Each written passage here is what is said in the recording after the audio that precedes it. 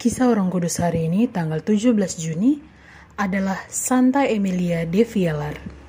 Oh ya, jangan lupa like, komen, dan subscribe. Jangan lupa hidupi juga channel loncengnya ya.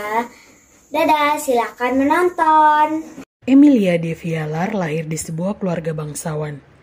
Ia adalah anak tertua dari 3 bersaudara dan putri satu-satunya dari Baron James Augustin dan Antoniette de Vialar.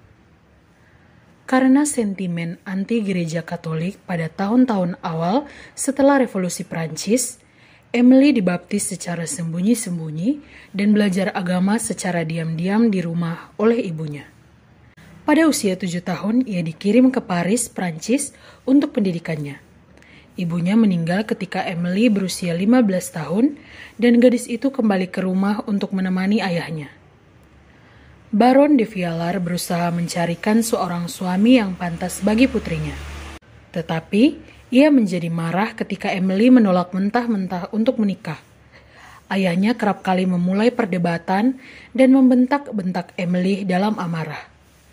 Emilia tahu bahwa ia rindu menjadi seorang biarawati religius dan mempersembahkan hidup sepenuhnya kepada Tuhan. Ketika Emilia berusia 21 tahun, seorang imam baru tiba di Gailak. Imam itu adalah Romo Mercier. Ia membimbing Emilia dalam panggilannya. Emilia berniat membantu orang-orang yang miskin dan sakit. Romo Mercier membantunya membuka sebuah pelayanan umum di Serambi, Rumah de Vialar. Ayah Emilia tidak senang dengan segala gangguan ini. Saling bersih tegang antara Emilia dan ayahnya berlangsung hingga 15 tahun lamanya. Kemudian, kakek Emilia, Baron de Portal, meninggal dunia.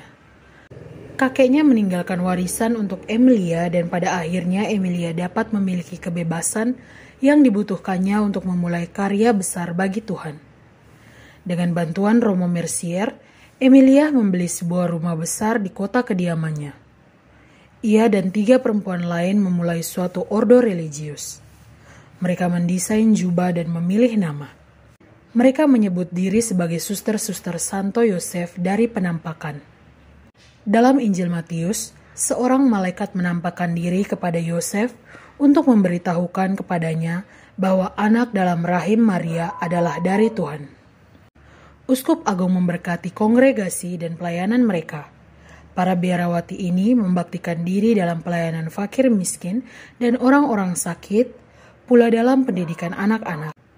Dalam waktu 3 bulan, 12 perempuan muda menggabungkan diri. Suster Emilia mengucapkan kaul pada tahun 1835 bersama dengan 17 biarawati lainnya. Uskup Agung memberikan persetujuan atas regula para biarawati ini. Suster-suster Santo Yosef mulai membuka cabang-cabang biara. Pada tahun 1847, para biarawati pergi ke Birma dan pada tahun 1854 ke Australia.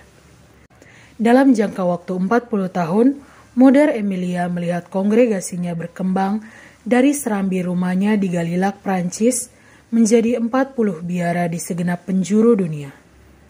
Moder Emilia menulis banyak surat yang mengungkapkan kasihnya yang luar biasa kepada Tuhan, kepada gereja dan kepada sesama.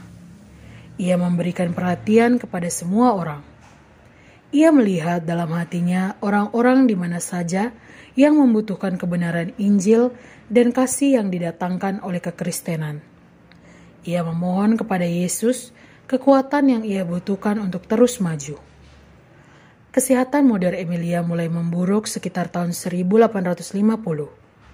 Ia wafat pada tanggal 24 Agustus tahun 1856.